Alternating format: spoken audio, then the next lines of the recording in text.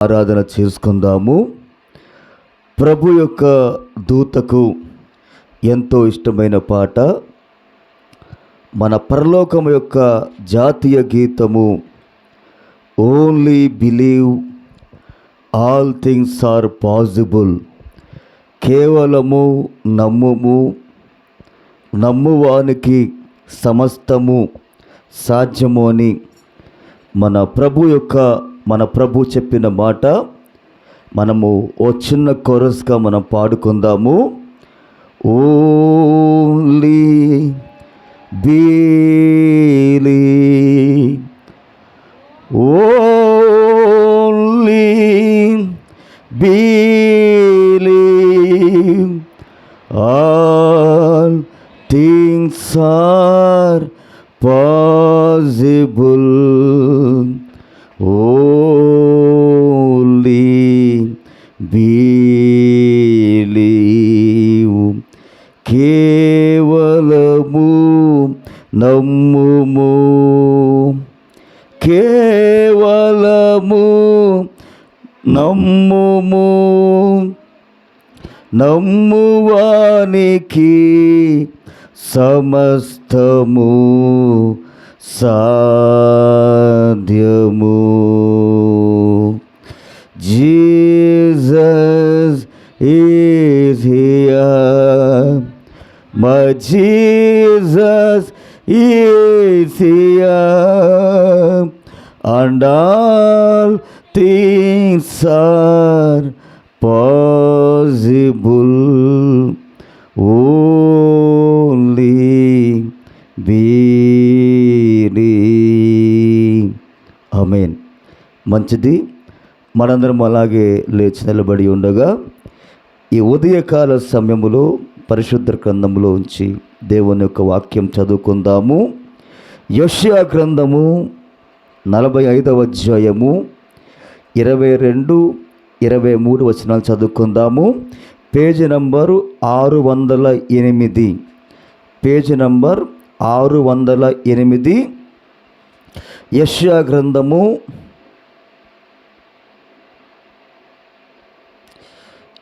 గ్రంథము 45వ అధ్యాయము 22 నుంచి 23 రెండు వచనాలు చదువుకుందాం.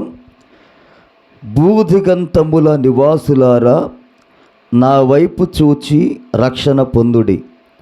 దేవుడను నేనే, మరి ఏ దేవుడును లేడు.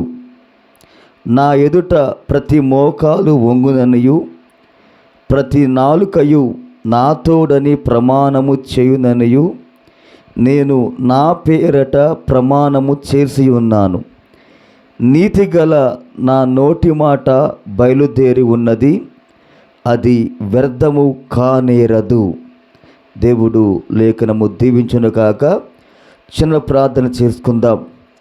మమ్మల్ని మిక్కిలుగా ప్రేమించిన మా ప్రియ పరలోకపు తండ్రి యేసయ్య, ఈ ఉదయకాల సమయములో మరొక్కసారి మీకు లెక్కలేని వందనములు, స్తుతులు, స్తోత్రములు చెల్లిస్తున్నాం ప్రభువా. ఇప్పటిదాకా మీరు పాటల ద్వారా మహిమను పొందుకున్నారు తండ్రి. ఈ ఉదయకాల సమయములో నీ వాక్య భాగంలోకి మేము వెళ్ళబోతున్నాము ప్రభువా. నేను నోటి మాన్యము గలవాడను, విద్య లేని వాడను ప్రభువా. నీవే మా గొప్ప బోధకుడివై ఉన్నావు తండ్రి. ఈ ఉదయకాల సమయములో రంగములో మీరు ఉండండి. నీ పరిశుద్ధాత్మ అభిషేకమును మాకు దయచేయండి. మా మధ్యలో మీరు సంచరించమని ప్రార్థిస్తున్నాం ప్రభువా.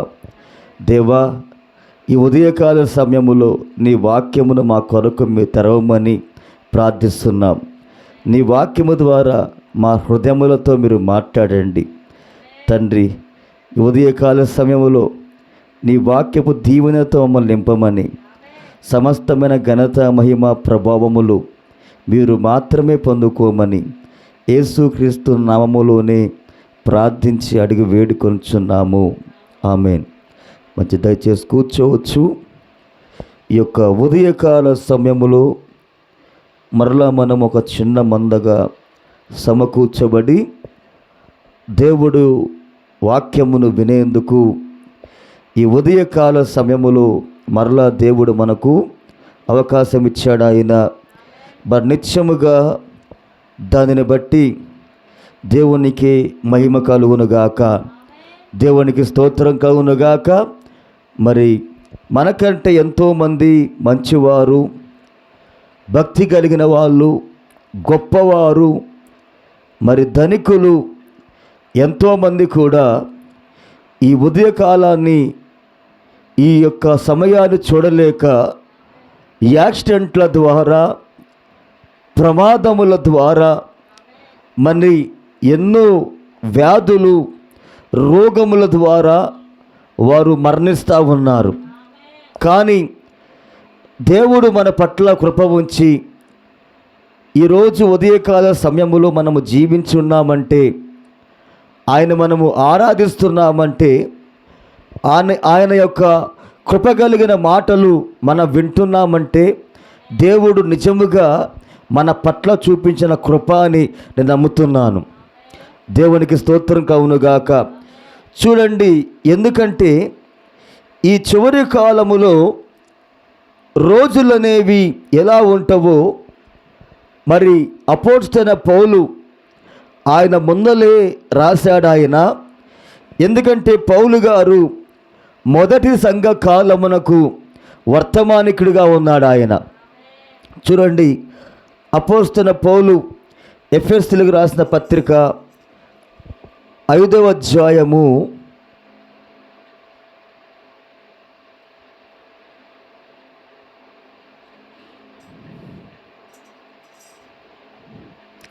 15వ వచనం చూడండి, 176 పేజీ నంబరు.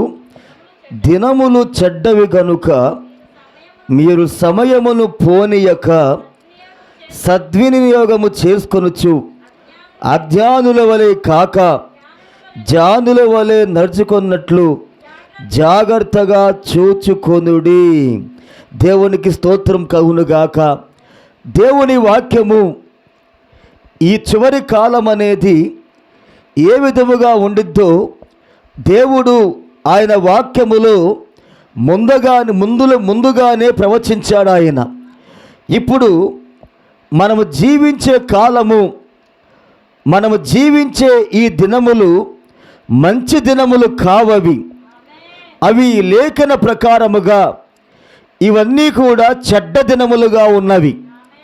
అందుకనే ఈ చివరి కాలములో మనం ఎక్కువగా ఎక్కడ చూసినా ప్రతిరోజు యాక్సిడెంట్ల ద్వారా చనిపోతున్నారు, రోగముల ద్వారా చనిపోతున్నారు, రకరకాల వ్యాధుల ద్వారా చనిపోతూ ఉన్నారు చాలామంది.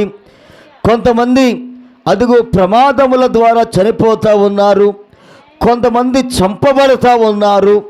దేవునికి స్తోత్రం కలుగునుగాక. ఎందుకంటే ఇది చెడ్డ దినములుగా ఉన్నవి. దేవునికి స్తోత్రం కలుగునుగాక. కాబట్టి దేవుని యొక్క వాక్యములో దేవుడు ఏమంటున్నాడంటే, ఇవి చెడ్డ దినములు గనుక మనము సమయాన్ని పోనీయక ఆ సమయాన్ని మనము సద్వినియోగపరచుకోవాలి. దేవునికి స్తోత్రం కలుగునుగాక.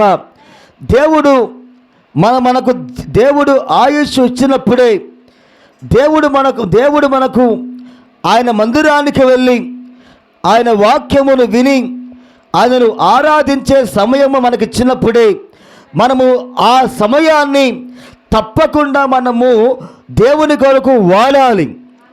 దేవునికి స్తోత్రం కలుగునుగాక. హల్లెలూయా, ఆమేన్. మనము తప్పకుండా ఆ సమయాన్ని దేవుని కొరకు వాడాలి. ఆ సమయమే మనము దేవుని మందిరానికి వెళ్ళి మనము దేవుణ్ణి ఆరాధించాలి. మనము దేవుని యొక్క వాక్యము వినాలి మనం. ఎందుకంటే మరణము అనేది ఏ విధముగా ఎటువైపు నుంచి ఎవరికి వచ్చిందో ఎవరికి తెలియదు. కాబట్టి మనకు బలం ఉండగానే, మనకు శక్తి ఉండగానే, మనకు దేవుడు సమయాన్ని ఇచ్చినప్పుడే మనము సమయాన్ని వృధాగా పోనివ్వకుండా మనము ఆ సమయాన్ని దేవుని కోసం వాడాలి. దేవుని యొక్క ఆరాధన కోసం మనం వాడాలి. తప్పకుండా మనము ఆ సమయాన్ని దేవుని యొక్క మందిరానికి వచ్చేందుకు మనము ఉపయోగించాలి. హల్లెలూయా. అందుకని పౌలు గారు ఏమన్నారంటే, మీరు సమయము పోనీయక సద్వినియోగము చేసుకొనొచ్చు, అజ్ఞానుల వలె కాక జ్ఞానుల వలె నడుచుకున్నట్లుగా జాగ్రత్తగా చూచుకొనుడి. ఈరోజు అజ్ఞానులు ఏం చేస్తారంటే, దేవుడు వారికి ఇచ్చిన సమయాన్ని వారు వృధా చేస్తూ ఉంటారు. దేవుని కోసం ఉపయోగించకుండా దేవుని యొక్క పునరుద్ధరణ దినము రోజున మందిరానికి రాకుండా ఇంట్లో కూర్చొని వాళ్ళు ఆ సమయాన్ని వృధా చేస్తూ ఉన్నారు. ఎవరైతే దేవుడు వారికి ఇచ్చిన సమయాన్ని వృధా చేస్తున్నారో అలాంటి వారిని దేవుని వాక్యము ఏమన్నదంటే, వారు అజ్ఞానులుగా ఉన్నారు. వాళ్ళు సమయము పోయిందంటే మరలా ఆ కాలం అనేది తిరిగి రాదు. హల్లెలూయా. కాబట్టి మనము జ్ఞానుల వలె దేవుడు మనకిచ్చిన సమయాన్ని మనము తప్పకుండా దేవుని కోసం వాడాలి. మనము ఆ సమయాన్ని వృధా చేయకూడదు. అజ్ఞానుల వలె. దేవునికి స్తోత్రం కలుగునుగాక. అందుకనే జ్ఞానుల వలె నడుచుకునే విధముగా జాగ్రత్తగా చూచుకోమన్నాడు ఆయన. హల్లెలూయా. దేవునికి స్తోత్రం కలుగునుగాక. కాబట్టి దేవుడు మనకు సమయాన్ని ఇచ్చినప్పుడే మనము తప్పకుండా సమయాన్ని దేవుని కోసం కేటాయించాలి.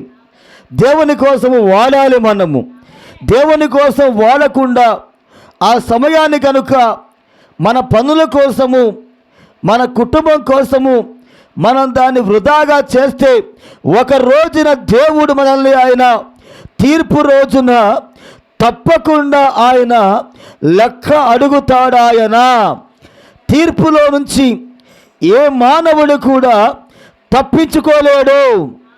దేవునికి స్తోత్రం కలుగునుగాక. దేవుడు నీకు ఆయుష్ ఇచ్చింది ఎందుకంటే మనము ఆయనను ఆరాధించేందుకు. దేవుడు మనకు బలాన్ని ఇచ్చింది ఎందుకంటే మనము ఆయనను ఆరాధించేందుకు. దేవుడు మనకు శక్తినిచ్చింది ఎందుకంటే మనము ఆయన మందిరానికి వెళ్ళేందుకు. దేవునికి స్తోత్రం కలుగునుగాక. ఆయన ఇచ్చిన బలాన్ని, ఆయన ఇచ్చిన ఆరోగ్యమును, ఆయన మనకిచ్చిన శక్తిని మనం తప్పనిసరిగా దేవుని కోసం వాడాలి.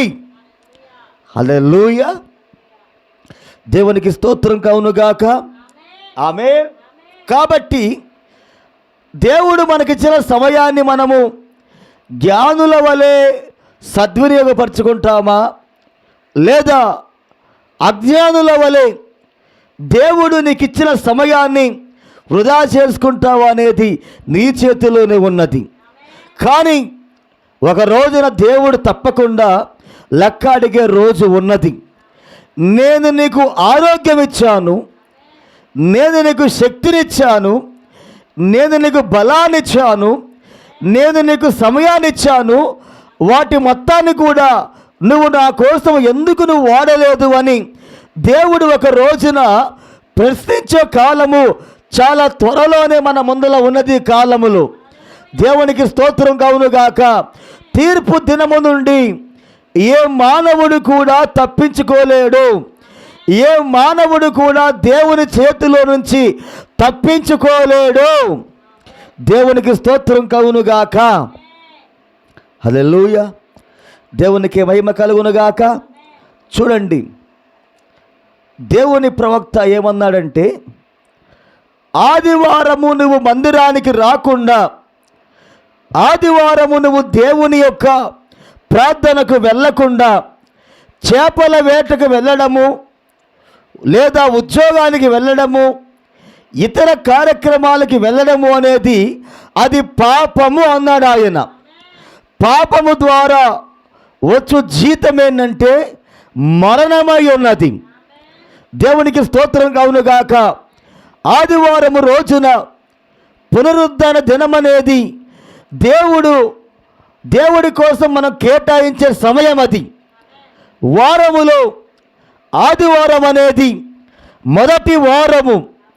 మనము వారములో మొదటి వారమును మొదటి రోజును ఎప్పుడైతే మనము దేవుడికి ఇస్తామో ఆ మిగతా రోజులు మొత్తము కూడా మన ఉద్యోగమును చేసుకునేందుకు, మనము మన పని చేసుకునేందుకు దేవుడు మనకు ఆరోగ్యం ఇస్తాడు. ఆయన దేవుడు మనకు బలాన్ని ఇస్తాడు. ఆయన దేవుడు మనకు శక్తిని ఇస్తాడు. ఆయన మనం చేసే ఉద్యోగమును, మన కుటుంబాన్ని, మనం చేసే ప్రతి పనిని కూడా దేవుడు తప్పకుండా దీవిస్తాడు. ఆయన ఎందుకంటే నీ యొక్క మొదటి రోజును, వారములో మొట్టమొదటి రోజును నువ్వు దేవుడికి కేటాయించావు కాబట్టి అది దేవుని యొక్క ఆజ్ఞది.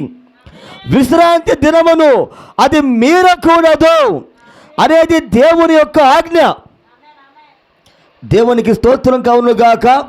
విశ్రాంతి దినమును మీరటం అనేది, విశ్రాంతి దినమున ఆరాధనకు వెళ్ళకపోవటం అనేది అది పాపము అని ఈ కాలానికి దేవుడు పంపిన ప్రవక్త ఆయన క్లియర్గా చెప్పాడు. ఆయన పాపము ద్వారా వచ్చే జీతము మరణముగా ఉన్నది. ఆమేన్. పాపము ద్వారా వచ్చే జీతము మరణము. చూద్దాం ఒకసారి మనం ఒక లేఖనం చూసి వాక్యంలోకి వెళ్దాము. సంఖ్యాకాండము 15వ అధ్యాయము 32వ వచనం. సంఖ్యాకాండము 15వ అధ్యాయము 32వ వచనం చూడండి.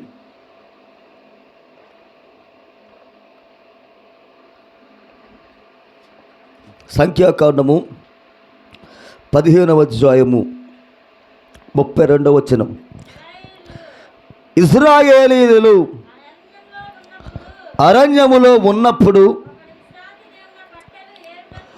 ఆ ఇశ్రాయేలీయులు వారు ప్రయాణములో ఉన్నప్పుడు అరణ్యములో వాళ్ళు ఆగారు. అక్కడ ఒకడు ఏం చేయడం మొదలుపెట్టాడంటే అడవిలోకి వెళ్ళి వంట చేసుకునేందుకు కట్టెలు ఏరుకోవడం ప్రారంభించాడక.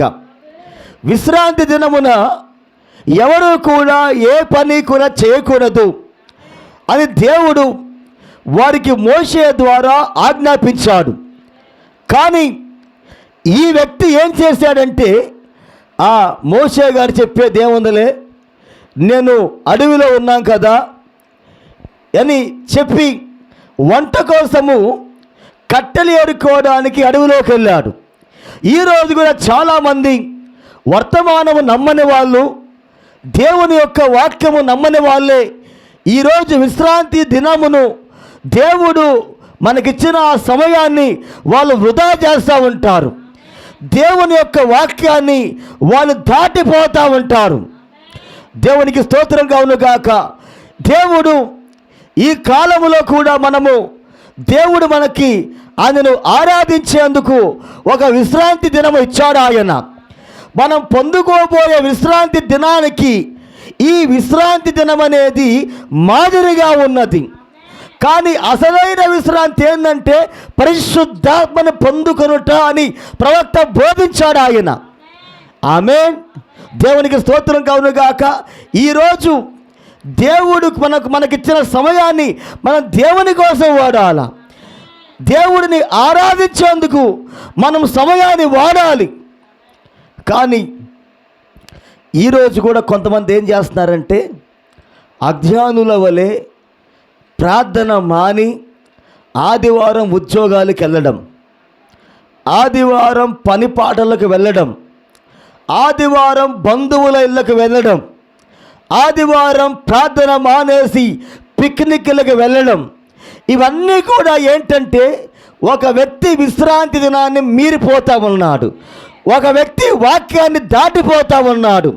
ఎప్పుడైతే ఆ వ్యక్తి వాక్యాన్ని దాటి మోషే ధర్మశాస్త్రాన్ని దాటుకొని ఆ అడవిలోకి వెళ్ళి కట్టెలు ఏరడం ప్రారంభించాడు, ఆ వ్యక్తిని ప్రజలు పట్టుకున్నారు. అక్కడ చూడండి, వారు కట్టెలు ఏరుట చూచిన వారు మోషే యొద్దకును అహరోను యొద్దకును సర్వ సమాజం వద్దకును వారిని తీసుకొని వచ్చిరి. వానికి ఏమి చేయవలనో అది విశదపరచలేదు కనుక వారిని ఏం చేశారంటే రిమాండ్లో ఉంచారు.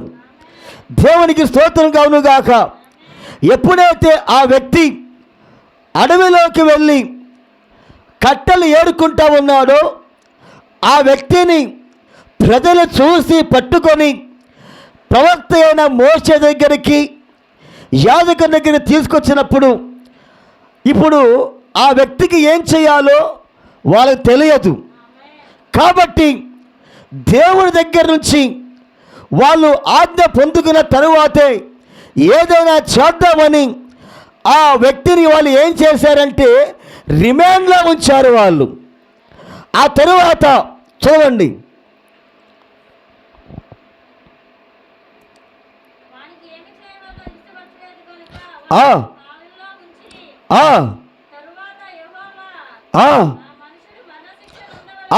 అప్పుడు ఎప్పుడైతే ఈ వ్యక్తిని రిమాండ్లో పెట్టారో అప్పుడు దేవుడు మాట్లాడుతూ ఉన్నాడు.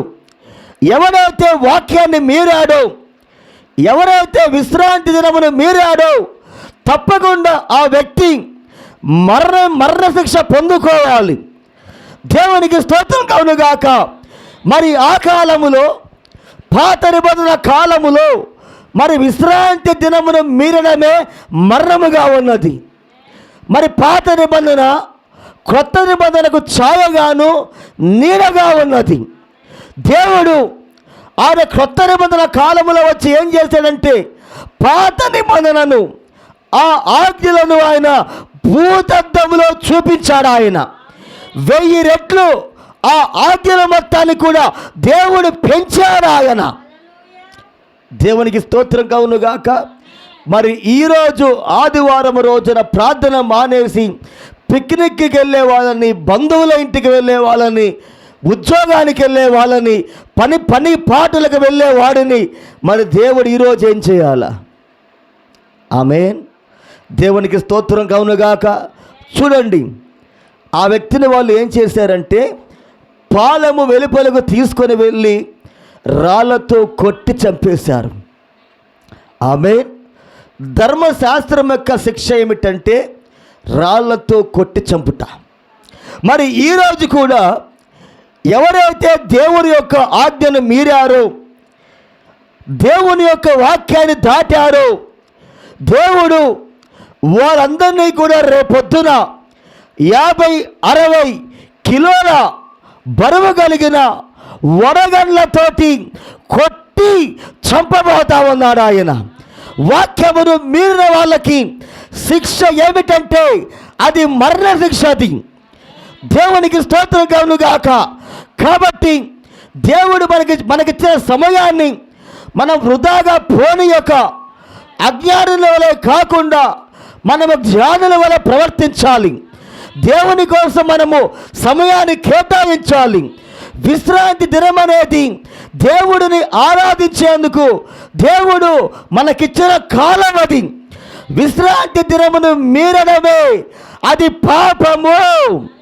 తప్పకుండా దానికి పడే శిక్ష అది మరణ శిక్ష. అది దేవునికి స్తోత్రం కలుగునుగాక. కాబట్టి మనము ఎన్నడూ కూడా ఆ విశ్రాంతి దినమును మీరకూడదు. ఆ ఆదివారము ప్రార్థన మానడమే పాపము అన్నాడు ప్రవక్త. అందుకని పాపము ద్వారా వచ్చే జీతం ఏంటంటే మరణం. ఆమేన్. దేవునికి స్తోత్రం కలుగునుగాక. దేవునికి మహిమ కలుగునుగాక. కాబట్టి ఈరోజు ఎవరైతే దేవుని కార్యములను అలక్ష్యము చేస్తున్నారో తప్పకుండా ఒకరోజు వాళ్ళు ఘోరమైన శిక్షను పొందుకోబోతా ఉన్నారు. వాక్యము ఎన్నడూ తప్పిపోదు. భూమి ఆకాశములు గతించిపోవచ్చు కానీ దేవుని వాక్యము ఎన్నడూ తప్పిపోదు. దేవునికి స్తోత్రం కలుగునుగాక. దేవునికి మహిమ కలుగునుగాక. హల్లెలూయా. మంచిది. మనము దేవుని యొక్క వాక్యములోకి వద్దాము. యెషయా గ్రంథం 45వ అధ్యాయము 22-23 వచనాలు చదువుకుందాం. చదవండి ఒకసారి.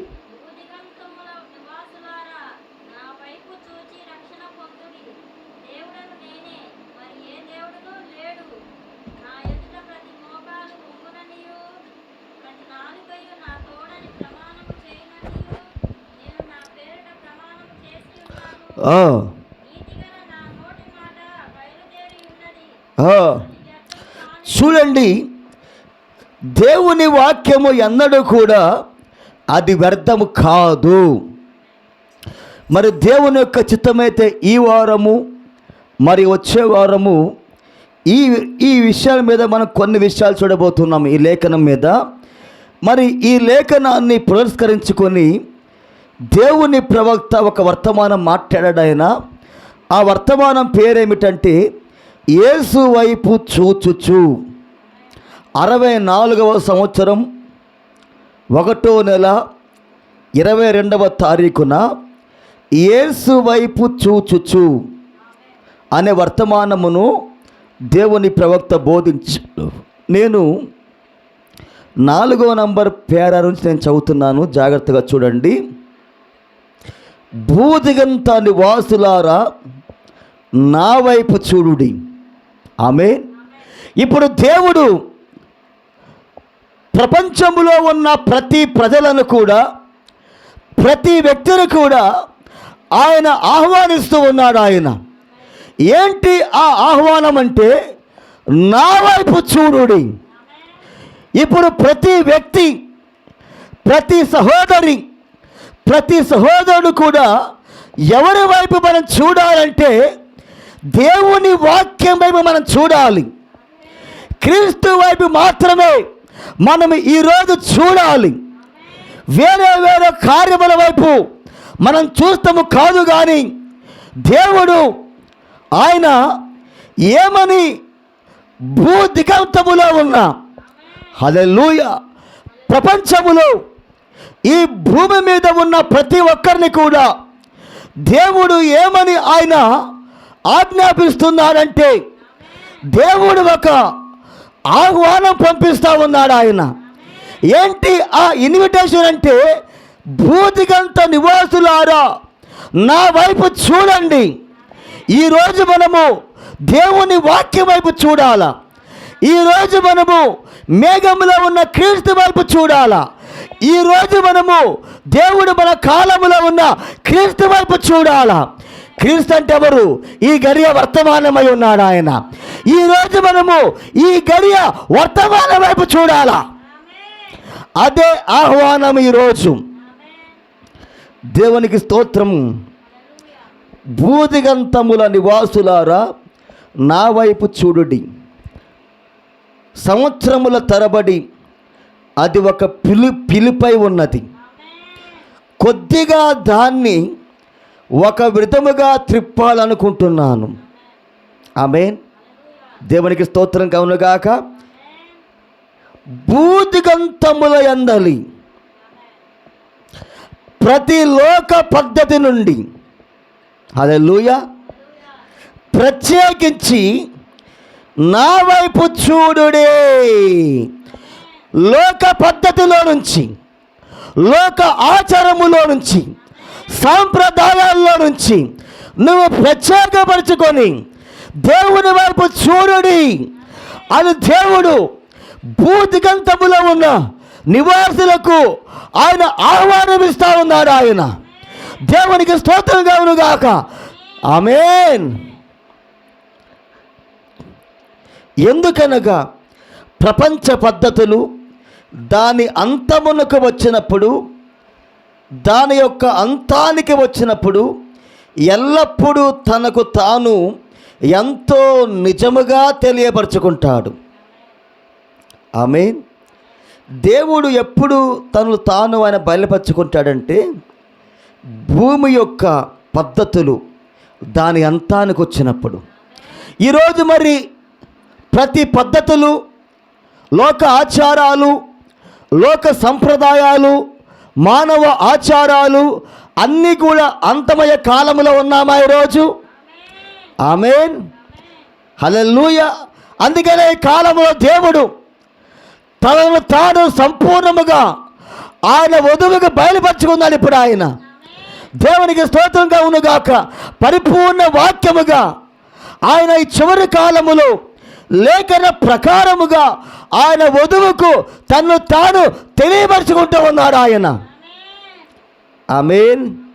భూదిగంత నివాసులారా నా వైపు చూచి అని చెప్పాలి అనుకుంటున్నాను. లేఖనము చెప్పుచున్నది, చివరలో భూమి యొక్క దిగంతములు, అంతములు అనునది బహువచనములో ఉన్నది. భూమి యొక్క అంతములు. హల్లెలూయా. నా వైపు చూచి. ఇప్పుడు భూమి యొక్క అంతములు ఎవరి వైపు చూడాలి? క్రీస్తు వైపు చూడాలి, దేవుని వైపు చూడాలి. ఈ గడియ వర్తమానం వైపు చూడాలా? ఈ గడియ క్రీస్తు వైపు చూడాలా? మేఘములో వచ్చిన క్రీస్తు వైపు మనం చూడాలి కాలములో. హల్లెలూయా. నా వైపు చూచి, నా వైపు చూడుడి అను మాటను అనేక సంవత్సరముల నుండి మేమిది విన్నాము, మేమిది విని ఉన్నాము అని చాలామంది చెబుతారు. మంచిదే, అది సత్యమే. అయితే ఆ విషయం ప్రశ్న ఏంటంటే, నీవు చూస్తున్నప్పుడు నీవు ఏం చూస్తా ఉన్నావు అసలా? దేవునికి స్తోత్రం కవునుగాక. నీవు ఆయన వైపు చూస్తూ ఉన్నప్పుడు నువ్వు ఏం చూస్తూ ఉన్నావు? నా వైపు చూచి అను మాట ఎంతో కాలము నుండి అది ప్రశ్నగా అడుగబడెను. హల్లెలూయా. అందరు ఇక్కడే ఉన్నారా? చూడండి, నా వైపు చూడు అని ఇక్కడ ప్రజలు చెబుతారు.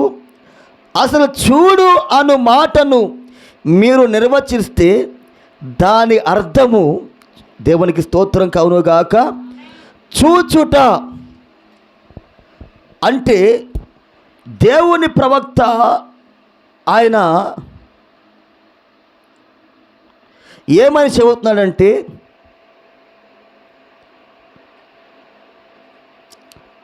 శ్రద్ధ వహించు. ఆమేన్. అర్థమేంటి? శ్రద్ధ వహించు.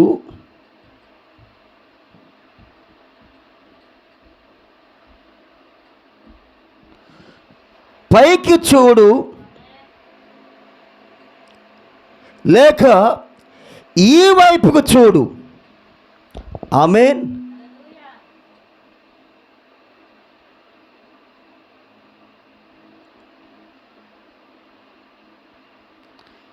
ఈ వైపు చూడు, ఆ తరువాత కాచుకొని ఉండు అని అర్థం.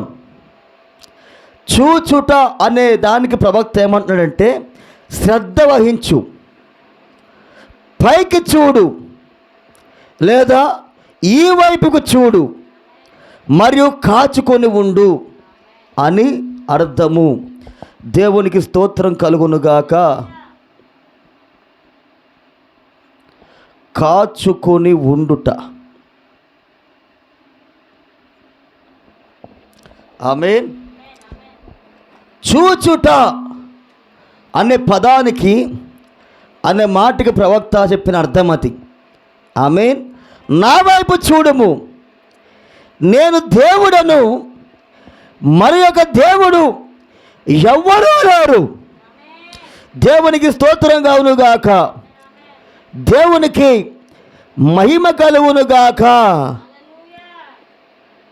ఆమేన్. నేను ఒక విషయం చదివి వాక్యంలోకి వెళ్తా.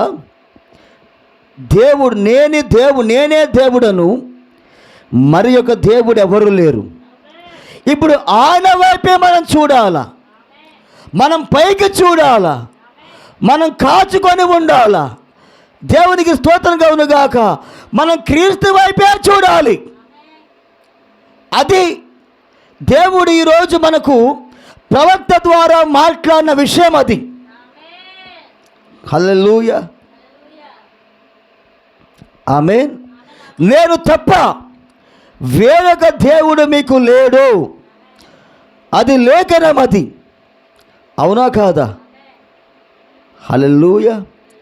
దేవునికి స్తోత్రం కలుగునుగాక.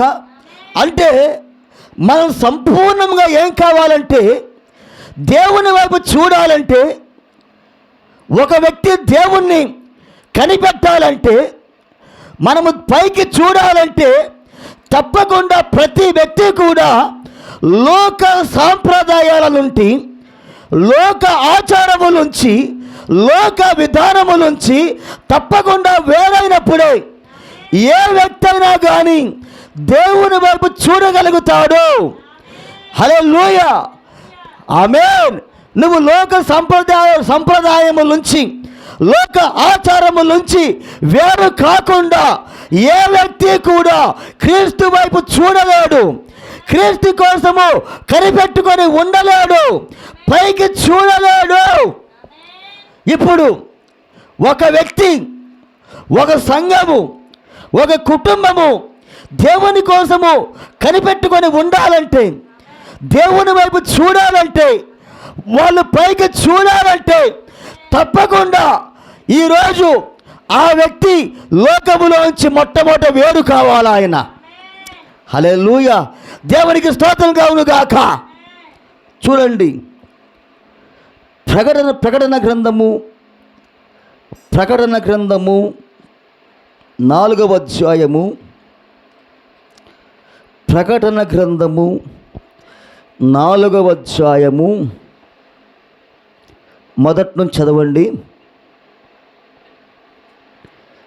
ప్రకటన గ్రంథము 4వ అధ్యాయము మొదటి నుంచి.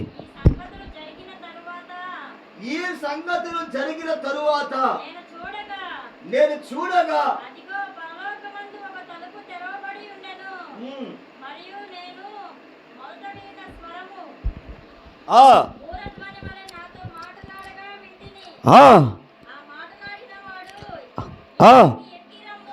ఇక్కడికి ఎక్కిరము, ఇక మీదట జరగవలసిన వాటిని నీకు కనబరచెదను. దేవునికి స్తోత్రం కలుగును గాక. ఎప్పుడైతే సంఘ కాలములు ముగించబడ్డాయో దేవుడు యోహానును పైకి ఎక్కి రమ్మంటున్నాడు, ఆయన పైకి చూడమంటున్నాడు ఆయన. దేవునికి స్తోత్రం కలుగును గాక. ఈరోజు కూడా ఒక వ్యక్తి ఎప్పుడయ్యా పైకి చూస్తాడంటే, ఎప్పుడైతే ఆ వ్యక్తి లోకములో నుంచి, లోక కార్యములో నుంచి వేరు చేయబడతాడో అప్పుడు మాత్రమే ఏ వ్యక్తి అయినా కానీ దేవుని వైపు చూడగలడు. హల్లెలూయా, దేవునికి స్తోత్రం కలుగును గాక, దేవునికి మహిమ కలుగును గాక. అందుకే దేవుడు ఏమన్నాడంటే, నేనే దేవుడను, నేను తప్ప వేరొక దేవుడు మీకుండకూడదు. హల్లెలూయా. ఈరోజు చాలామంది ఇలా అంటారు, నేను యేసుక్రీస్తుని ఆరాధిస్తున్నాను, విగ్రహారాధన చేయట్లా. నేను దేవుని తెలుసుకున్నప్పుడు మిగతా దేవుళ్ళందరినీ వదిలిపెట్టేసా, మిగతా దేవుళ్ళందరినీ నేను ఆరాధిస్తున్నా అని చాలామంది చెబుతారు. హల్లెలూయా. కానీ దేవుని యొక్క వాక్యము, దేవుని ప్రవక్త ఏమన్నాడంటే, నీ జీవితములో దేవునికి ఇవ్వాల్సిన కార్యమును మొదట ఇవ్వకుండా దేవుని కార్యము కంటే మొట్టమొదట నువ్వు ఎవరినైతే పెడుతున్నావో అదే మన జీవితములో విగ్రహ ఆరాధన అన్నాడు ఆయన. మరి లేఖన ప్రకారముగా మన జీవితములో ఆయన మాత్రమే దేవుడు, ఆయన తప్ప వేరొక దేవుడు లేడు.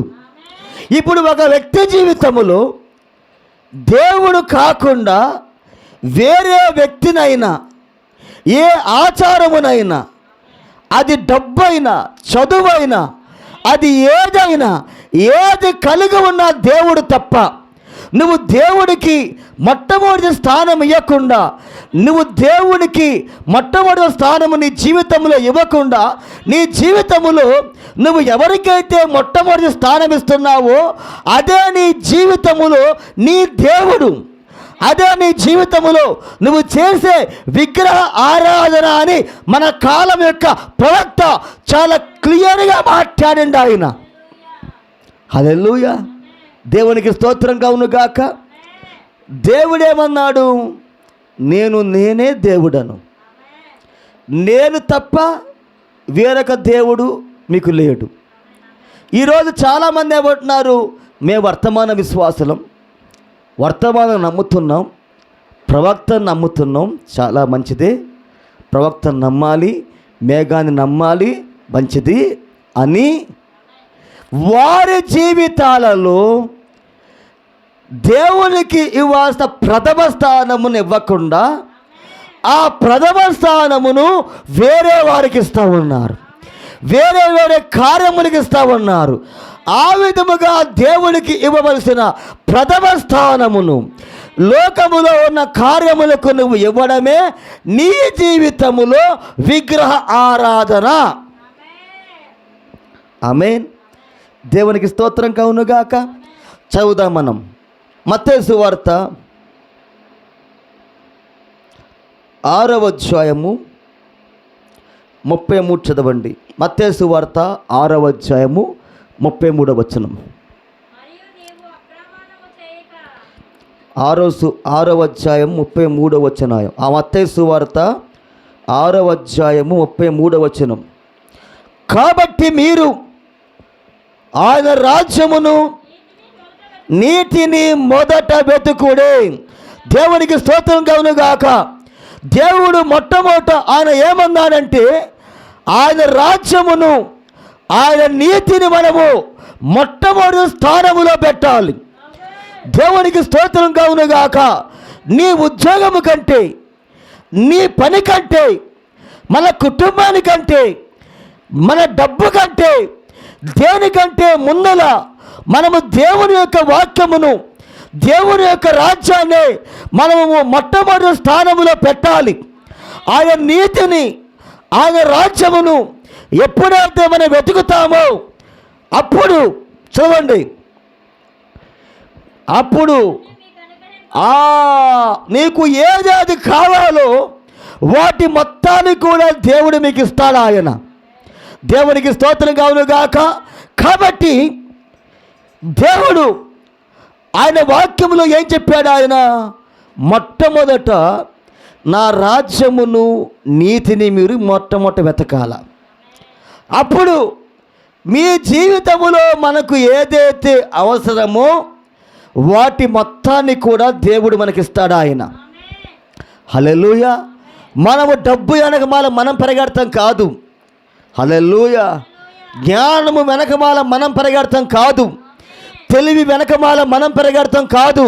అవే నువ్వు దేవుణ్ణి వెంబడిస్తే అవే మన వెనకమాల పరిగెడతా ఉంటాయి.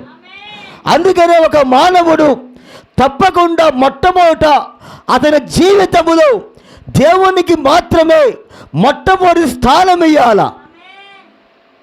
హల్లెలూయా. చూడండి, దేవుని వాక్యం చెప్పిందా? మనము మన జీవితంలో మొట్టమొదటి స్థానం దేవుడికి ఇవ్వాల. చూడండి, దేవుని ప్రవక్త వర్తమానంలో అంటున్నాడు, ఆయన దేవుని గురించి నిశ్చయత కలిగి ఉండండి అనే వర్తమానములో దేవుని ప్రవక్తలా అంటున్నాడు.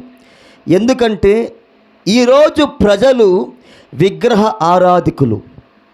ఆమేన్. దేవుని ప్రవక్త ఏమన్నాడు? ఈరోజు ప్రజలు విగ్రహ ఆరాధికులు. ఎందుకంటే వారు విగ్రహాలను ఆరాధిస్తారు. ఆమేన్. చూడండి, మరి ప్రజల జీవితాల్లో విగ్రహాలేంటి? రోజు వారిలో కొందరు సినిమా తారలను విగ్రహాలుగా ఆరాధిస్తారు.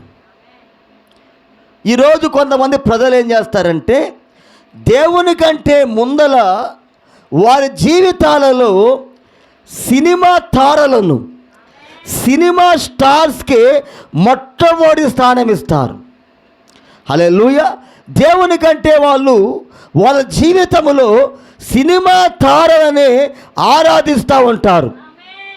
అంటే వారిలాగా రెడీ అవ్వడం, వారిలాగా బట్టలు వేసుకోవడం, హల్లెలూయా, వారిలాగా మాట్లాడడం, వారిలాగా నడవడం, వారిలాగా బట్టలు ధరించడం, ఇవన్నీ కూడా ఏమిటంటే అదిగో ఒక వ్యక్తి దేవుని వలె ఉండకుండా దేవుని వాక్య ప్రకారం జీవించకుండా అతని జీవితములో లేదా ఆమె జీవితములో సినిమా తారలకే మొట్టమొదటి స్థానం ఇస్తా ఉన్నారు. అదుగు అది విగ్రహారాధన. ఆమేన్, హల్లెలూయా. కొందరు డబ్బును విగ్రహంగా ఆరాధిస్తారు. ఏందంట? డబ్బు. వాళ్ళ జీవితంలో యేసయ్య దేవుడు కాదు, వాళ్ళ జీవితంలో డబ్బే దేవుడు. ఆమేన్. వాక్యములో ఏమున్నది? సమస్త కీడులకు ధనము మూలమై ఉన్నది. ధనమును ఆశించే చాలామంది దేవుడి దగ్గర నుంచి దూరం అయిపోయారు. ధనమును ఆశించే చాలామంది పతనమైపోయారు.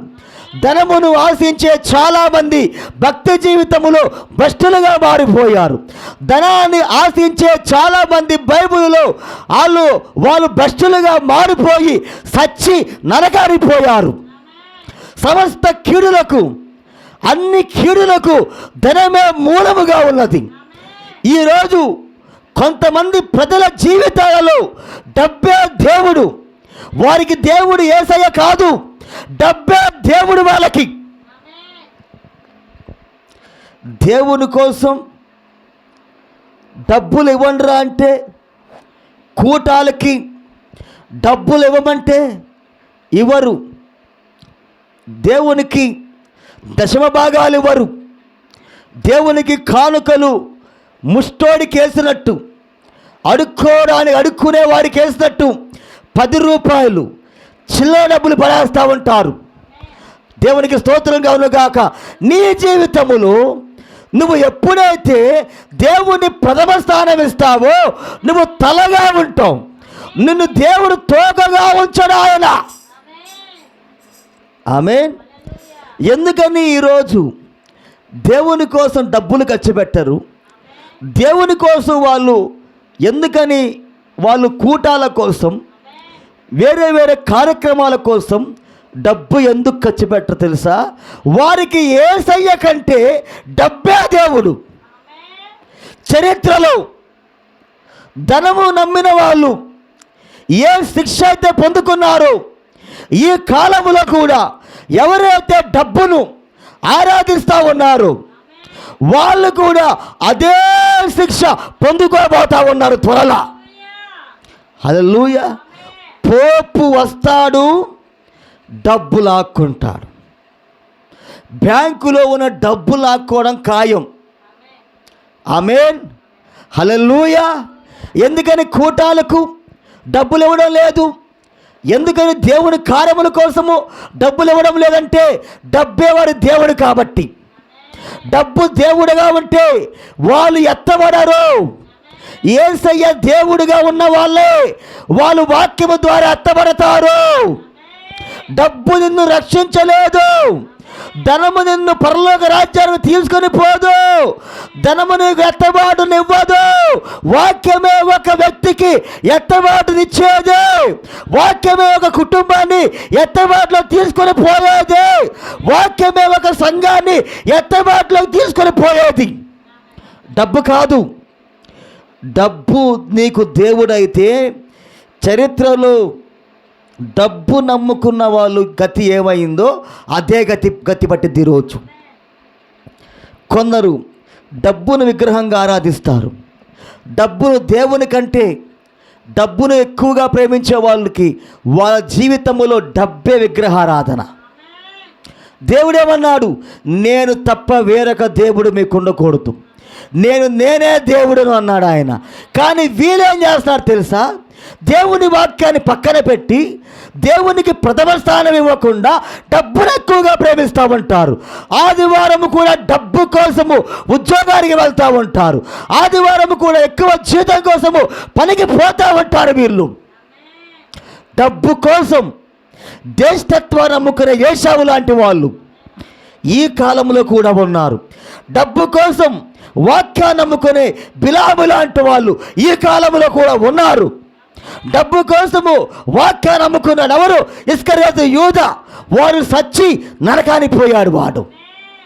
ఈరోజు కూడా డబ్బు కోసం వాక్యాన్ని నమ్ముకునేవాడు, డబ్బు కోసం దేవుని సన్నిధిని నిర్లక్ష్యం చేసేవాడు, డబ్బు కోసము ఆదివారము యొక్క ఆరాధనను నిర్లక్ష్యం చేసేవాడు, వాడు కూడా ఇస్కరియోతు యూదా వలె సచ్చిన తర్వాత వాడు నరకానికి పోవడం తప్ప ఇకేమీ ఉండదు వాడికి. హల్లెలూయా. ఈరోజు యేసయ్యను తప్ప కొంతమంది డబ్బును విగ్రహంగా ఆరాధిస్తారు, మరికొందరు టెలివిజన్ తారలను విగ్రహాలుగా ఆరాధిస్తారు. అవునా? సీరియల్స్లో ఉండే స్టార్స్ని, సీరియల్లో ఉండే హీరోయిన్లను, సీరియల్స్లో ఉండే నటులను వాళ్ళు విగ్రహాలుగా ఆరాధిస్తూ ఉంటారు. ఆమె కానీ మీరు దేవుని కంటే ముందు ఉంచే ప్రతిదీ ఒక విగ్రహమే, అది ఏదైనా కావచ్చు. దేవుని కంటే ముందల నువ్వు దేన్నైతే పెడుతున్నావో అది నీ జీవితంలో విగ్రహము, అది ఏదైనా కావచ్చు అన్నాడు ప్రవక్త. నేననలేదు. ఆమేన్. దేవునికి స్తోత్రం కలుగునుగాక, దేవునికి మహిమ కలుగునుగాక. అంటే మన జీవితములో మొట్టమొదట మనము దేవునికే స్థానం ఇవ్వాలి. మన జీవితములో మొట్టమొదట మనము దేవుని కార్యములకే స్థానం ఇవ్వాలి. మొట్టమొదట మన జీవితములో దేవుని సన్నిధికి, దేవుని కార్యములకు మనం స్థానం ఇవ్వాలి. ఆమేన్. దేవునికి స్తోత్రం కలుగునుగాక. చూడండి, దేవుని వాక్య ప్రకారముగా, ప్రవక్త వర్తమాన ప్రకారముగా ఒక వ్యక్తి మొట్టమొదట ఎవరిని పెట్టాలంటే దేవుణ్ణి పెట్టాలి. దేవుడు అంటే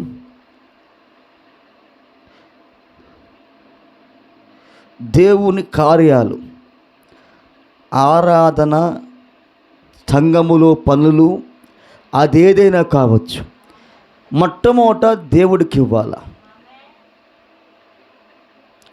ఆ తరువాత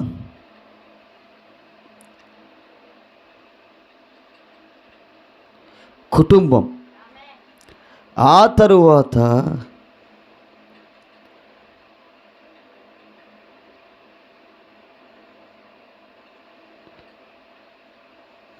నీవు. అంటే మనం ఎక్కడ ఉండాలంటే మూడవ స్థానములో ఉండాలి. మొట్టమొదట దేవుడికి స్థానం వేయాలి, తర్వాత కుటుంబానికి స్థానం వేయాలి, తరువాత మనం ఆఖరిలో ఉండాలి. కానీ చాలామంది ఏం చేస్తున్నారంటే వాళ్ళు మొట్టమొదటి స్థానంలో పెట్టుకొని దేవుడి కార్యములు చివరి స్థానంలో పెడుతున్నారు. ఈరోజు అక్కడే చాలామంది ఫెయిల్ అయిపోతూ ఉన్నారు. అక్కడ ఈరోజు చాలామంది జీవితాలలో ఎందుకు వాళ్ళు విజయాన్ని పొందుకోవటం లేదంటే దేవునికి వారి జీవితాలలో మొట్టమొదటి స్థానమును ఇవ్వడం లేదు. కాబట్టి చాలామంది వారి జీవితాలలో వాళ్ళు ఓడిపోతూ ఉన్నారు. ఏ వ్యక్తి అయితే, ఏ సంఘం అయితే, ఏ కుటుంబం అయితే దేవునికి వారి జీవితాలలో మొట్టమొదటి స్థానం ఇస్తారో వారు ప్రతి విషయంలో కూడా తలగా ఉంటారు. వాళ్ళు దేవుడు వారిని తోకగా ఉంచడు. ఆయన దేవునికి స్తోత్రం కలుగునుగాక. అంటే ఒక వ్యక్తి తప్పకుండా దేవునికి మొట్టమొదటి స్థానం ఇవ్వాలి, ఆ తరువాత స్థానము తన కుటుంబానికి ఇవ్వాలి, ఆ తరువాత మూడవ స్థానము ఏంటంటే నిన్ను నువ్వు ఉంచుకోవాలా. దేవునికి స్తోత్రం కలుగునుగాక, దేవునికి మహిమ కలుగునుగాక. హల్లెలూయా. ప్రవక్త అన్నాడా, దేవుని కంటే నీ జీవితములో నువ్వు దేనికైతే మొట్టమొదటి స్థానం ఇస్తున్నావో అదే నీ జీవితములో విగ్రహారాధన. అది ఏదైనా కావచ్చు. అది దేవునికి స్తోత్రం కలుగునుగాక. ఆమేన్. చూద్దాము ఒకసారి ఒకటి నేను చదివి వాక్యం ఆమేన్. చూడండి, దేవుని ప్రవక్త ఈ విధముగా అంటున్నాడు. ఆయన, దేవుడు నీ హృదయములో మొదటి స్థానమును తప్పక కలిగి ఉండవలెను. ఆమేన్. మన హృదయములో మనము తప్పకుండా ఎవరికి మొట్టమొదటి స్థానం ఇవ్వాలంటే దేవుడికి ఇవ్వాలి. నీ జీవితంలో మొదటి స్థానము నీవు చేయు ప్రతి దానిలో, లేక నీవు ఏమైనా మొదటి స్థానము కలిగి ఉండలేదు. హల్లెలూయా. దేవుడు తప్పక మొదటివాడు. దేవుడే మొట్టమొదటి వాడు. ఆయనకే నువ్వు మొట్టమొదటి స్థానం ఇవ్వాలా. అది ఏ కార్యమైనా కావచ్చు, వివాహమైనా కానీ, చదువైనా కానీ, ఉద్యోగమైనా కానీ, పనైనా కానీ, వ్యాపారమైనా కానీ, ప్రతి దానిలో మొట్టమొదటి నువ్వు దేవుడికే స్థానం ఇవ్వాల. ఎందుకంటే ఆయనే మొదటివాడు. దేవునికి స్తోత్రం కలుగును గాక. ఆమేన్. దేవుడు తప్పక మొదటివాడు. ఆయన రెండవ స్థానము కోయడు. హల్లెలూయా. ఆయన రెండవ స్థానం కాదు, ఆయన స్థానం మొట్టమొదటి స్థానం అది. ఆమేన్. ఆయన రెండవ స్థానముకు అర్హుడు కాదు. మనము పొందిన సమస్తములు ఆయన అత్యుత్తమైన దానికి అర్హుడు మరియు మొదటివాడు. నువ్వు ఏదైనా పొందుకుంటే, నీ ఆస్తి కావచ్చు, నీ డబ్బు కావచ్చు, నీ ఇల్లు కావచ్చు, నీ పొలము కావచ్చు, ఉద్యోగము కావచ్చు, వ్యాపారము కావచ్చు, మొట్టమొదటి స్థానానికి అర్హుడెవరంటే దేవుడే. ఆమేన్. ఆయన దానికి అర్హుడు. ఆయన పరిశుద్ధ నామమునకు స్తుతి కలుగునుగాక. అంటే మన జీవితములో అన్నిటికంటే మొట్టమొదటి స్థానమును మనం దేవుడికే ఇవ్వాలి. మనము ఎవరికి ఇవ్వకూడదంటే, మన కుటుంబానికి ఇవ్వకూడదు, మనం మన ఉద్యోగానికి ఇవ్వకూడదు, మనం డబ్బుకి ఇవ్వకూడదు. మనం దేవుడి కార్యములకే మన జీవితంలో మొట్టమొదటి స్థానమునివ్వాలా. ఎప్పుడైతే ఒక వ్యక్తి తన జీవితంలో దేవుడికి మొట్టమొదటి స్థానం ఇస్తాడో, ఆ వ్యక్తి అన్ని విషయాలలో, అన్ని రంగాలలో విజయాన్ని పొందుకుంటాడు. అతను ఓడిపోడు. ఎందుకంటే యేసుక్రీస్తు వాక్యములో విజయం ఉన్నది. వాక్యములోనే విజయము దాగి ఉన్నది. వాక్యములోనే, యేసుక్రీస్తు రక్తములోనే శత్రువును ఓడించే తత్వం ఉన్నది. దేవునికి మహిమ కలుగును గాక. ఆమేన్. చూడండి, కానీ మనమేం చేస్తామంటే వాక్యాన్ని పక్కన పెట్టేసి మనం మన ఉద్యోగాలకు, వ్యాపారాలకు, కుటుంబానికి, సహోదరులకు, స్నేహితులకు మనం సమయాన్ని ఇస్తూ ఉంటాం.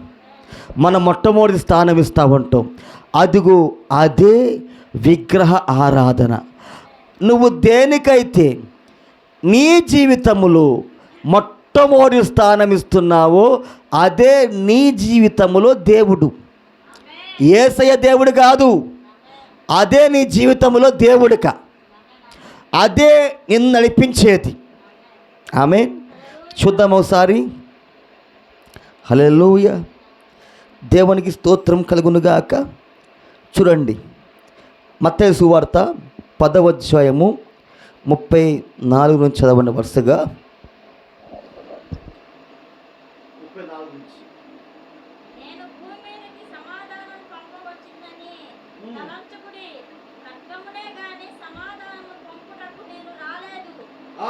దేవుడు ఏమంటున్నాడంటే,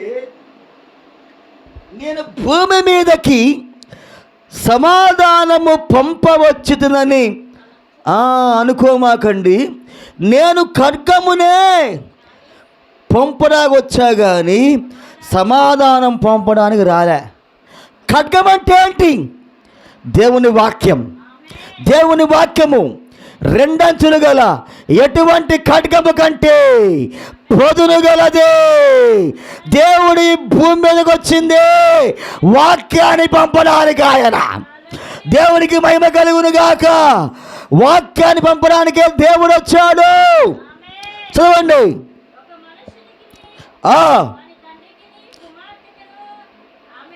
చూడండి, దేవుడు ఒక మనుషునికి వారి తండ్రికి. ఆమేన్. ఇప్పుడు ఒక వ్యక్తి వర్తమానము అంగీకరిస్తాడు, ఒక వ్యక్తి వర్తమానములో ఉంటాడు, కానీ అతని తండ్రి వర్తమానము అంగీకరించడు, వర్తమానమును అతను విరోధి. దేవునికి స్తోత్రం కలుగును గాక. ఒక వ్యక్తి ఏమో గడియ వర్తమానం నమ్మాడు, ఇంకో వ్యక్తి ఏమో గడియ వర్తమానం నమ్మలేదు. డినామినేషన్లో ఉన్నాడు లేదా లోకములో ఉన్నాడు. ఇప్పుడు వీరిద్దరి మధ్యలోకి దేవుడు దేని పంపాడు? వాక్యాన్ని పంపాడు. ఆయన వాక్యం అనే ఖడ్గాన్ని పంపాడు. ఆయన ఒక వ్యక్తి ఏమో దేవుని పక్షముగా నిలబడే వ్యక్తి, ఒక వ్యక్తి ఏమో తన జీవితములో దేవునికి మొట్టమొదటి స్థానం ఇచ్చే వ్యక్తి, ఇంకొక వ్యక్తి ఏమో క్రీస్తుకు విరోధమైన వ్యక్తి, వాక్యమును నమ్మని వ్యక్తి వీడు. ఇప్పుడు వీళ్ళిద్దరి మధ్యలోకి దేవుడు వాక్యమైన ఖడ్గం పంపించాడు. ఆయన ఏంటి? పరీక్ష. వర్తమానం అన్నావుగా, వర్తమానం అన్నావుగా. ఇప్పుడు డాడీ మాట వింటావా, వాక్యముతో నిలబడతావా? డాడీ మాట విని డాడీ అంట పోతావా? వర్తమానం విని దేవుని వాక్యముని దేవుని వెంబడిస్తావా? నీ జీవితంలో యేసయ్య దేవుడా లేదా నీ జీవితంలో మీ డాడీ దేవుడా? నీ జీవితంలో దేవునికి ప్రథమ స్థానం ఇస్తావా లేదా మీ జీవితంలో మీ డాడీకి మొట్టమొదటి స్థానం ఇస్తావా? పరీక్ష. ప్రతి ఒక్కరి పరీక్ష ఉండిద్ది. హల్లెలూయా. చదవండి. ఆ తరువాత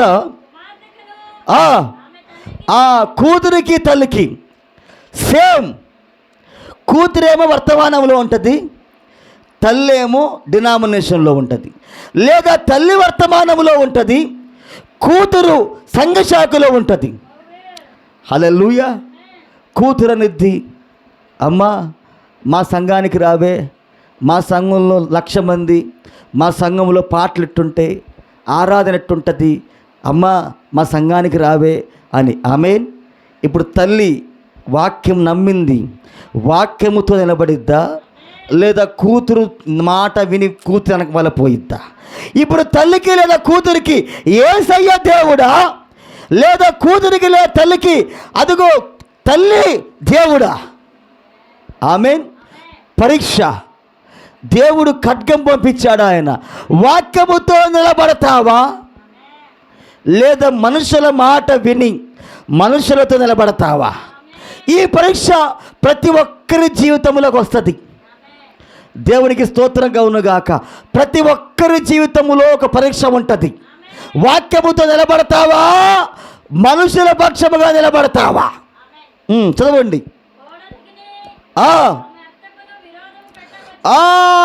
కోడలకి ఆమె అత్తకు విరోధము పెట్టవచ్చు. తినే కోడలేమో వర్తమానం నమ్మిద్ది, కోడలేమో వర్తమాన పక్షముగా ఉండిద్ది. కానీ అత్త అది అవిశ్వాసి, వేషధారి, వాక్యం మీద గొరుగుతూ ఉండిద్ది, వాక్యం మీద సొనగుతూ ఉండిద్ది. ఆమేన్. ఎప్పుడు కూర్చొని తిన్న దెరకక కొంపలో కూర్చొని ఇంట్లో కూర్చొని సేవకుని మీద వర్తమానం మీద గొరుగుతూ ఉండిద్ది అత్త. కానీ కోడలు వాక్యం నమ్ముతుంది, కానీ కోడలు వాక్యపక్షముగా నిలబడిద్ది. దేవునికి స్తోత్రంగా కలుగునుగాక. ఇప్పుడు వీళ్ళిద్దరినీ వేరు చేసేది ఏంటంటే వాక్యం.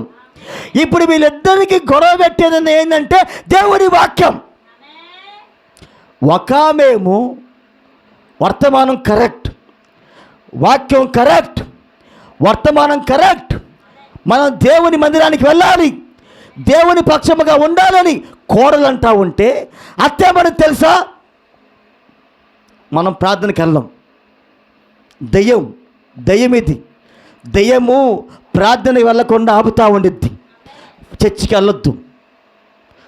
వెళ్ళొద్దు, వెళ్ళకూడదు మనం అని దయ్యము ఆపుతూ ఉండిద్ది. నా మాట కాదు, వాక్యం. దేవుడు పెట్టాడా గొడవ? కోడలకి అత్తకి గొడవ. కోడలేమో వర్తమాన పక్షం, అత్తేమో క్రీస్తు విరోధి పక్షం. అది ఎప్పుడు వాక్యం మీద గొరుగుతానే ఉండిద్ది, ఎప్పుడు గొరుగుతానే ఉండిద్ది, ఎప్పుడు గొనగడమే ఆమె పని. నేనల్లా దేవుని వాక్యం అన్నది. చదవండి. నీ ఇంటోలే నీకు శత్రువులు అవుతారు. ఎప్పుడైతే నీవు వర్తమాన పక్షముగా మాట్లాడతావో వాళ్ళు ఏమంటారో తెలుసా? ఏంటి మా పక్షముగా మాట్లాడకుండా వాళ్ళ పక్షంగా మాట్లాడుతా ఉన్నా? ఏంటి సంగతి అంటారు లేదా? మోషే ఎప్పుడు దేవుని పక్షంగానే ఉన్నాడు. దేవుని కుమారులు, దేవుని కుమార్తెలు, దేవుని విత్తనం ఉన్న వాళ్ళు తప్పకుండా ఎప్పుడు ప్రతి కాలంలో కూడా దేవుని పక్షముగానే మాట్లాడతారు. అది చావైనా మరణమైనా సరే, ఏదైనా సరే వాళ్ళు ఎప్పుడు దేవుని పక్షముగానే మాట్లాడతారు. దేవుని పక్షముగా మాట్లాడి వాళ్ళు కొట్టించుకుంటారు కూడా అవసరమైతే. ఈ సర్పసంతానము ఎప్పుడు కూడా దేవుని పక్షముగా మాట్లాడిన వారిని ఎప్పుడు కొట్టకుండా ఉన్నారు, ఎప్పుడు తిట్టకుండా ఉన్నారు, ఎప్పుడు హింసించకుండా ఉన్నారు వాళ్ళు. అందుకే దేవుడు చెప్పలేదా, మీరు ప్రవక్తలను హింసించిన వాళ్ళు, మీరు ప్రవక్తలను చంపిన వాళ్ళు, ప్రవక్తలకు సమాధి కట్టిన వాళ్ళు మీరు.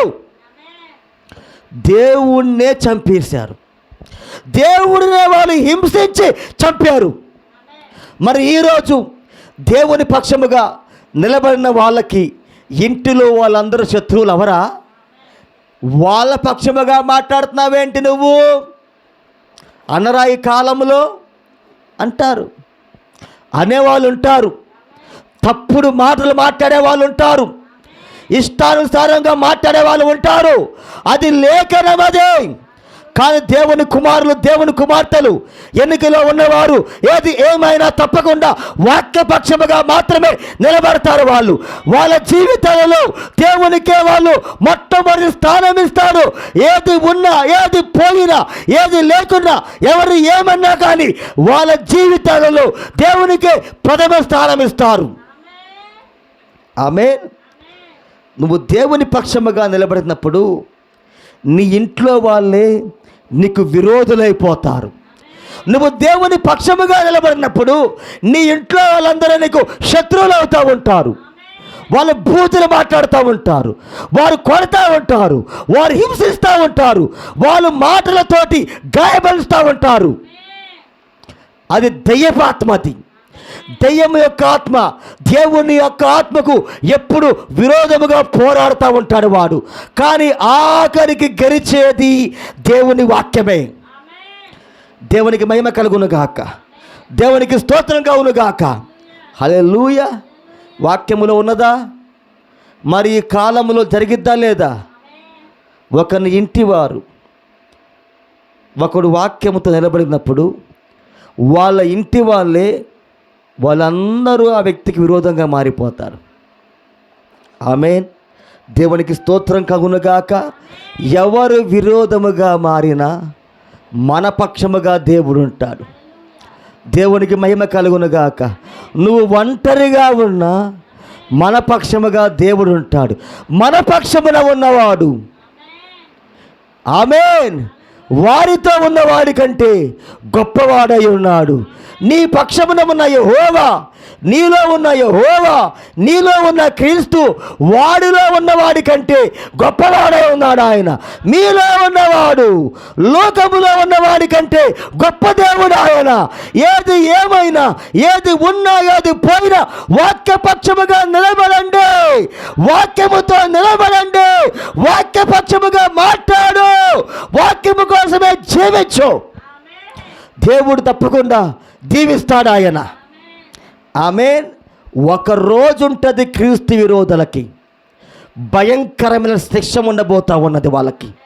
హల్లెలూయా. చదవండి.